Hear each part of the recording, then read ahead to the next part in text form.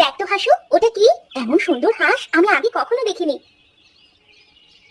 দিদি, দেখে তো মনে হচ্ছে যেন রাজকীয় হাঁস। আচ্ছা, এটাকে আমাদের সাথে নিয়ে গেলে কেমন হয়? না রে, এটা বনের হাঁস। এই হাঁসটাকে ধরে নিয়ে যাওয়া ঠিক হবে না। তবে তুই যদি ওকে জল খাওয়াতে চাস তাহলে আমাকে বল, আমি ওই দিকটায় গিয়ে ওকে কিছু খাবার দিয়ে আসবো।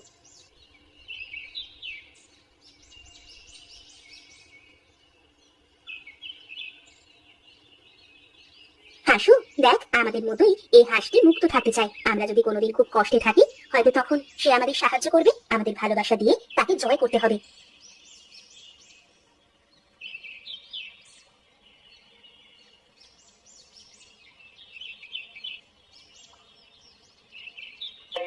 তুমি বুঝতে পারো, আমি তোমার ভালোর জন্য আসি। তুমি খুব সুন্দর দেখতে, অনেক বড় আর সাদা। তোমার মধ্যে একটা আলাদা জাদু আছে।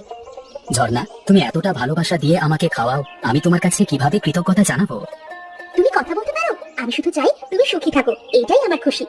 তুমি খুবই ভালো মেয়ে ঝর্ণা। যখনই তুমি আমার প্রয়োজন অনুভব করবে, আমার নাম ধরে ডাকলে আমি তোমার পাশে এসে দাঁড়াবো। সত্যি সত্যি তুমি আমাকে সাহায্য করতে আসবে?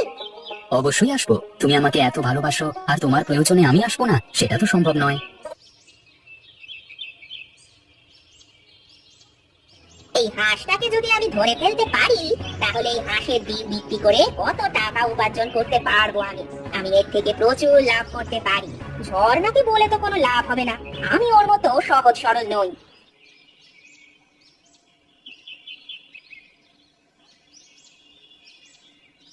এই হাঁসটাকে আমার ভাগ্যের থেকেও দ্রুত পথ পরিবর্তন করে, কিন্তু আমি আবার আসবো। এই হাঁসটাকে যে করেই হোক আমি ধরবই। এই হাঁসটা আমার চাই চাই।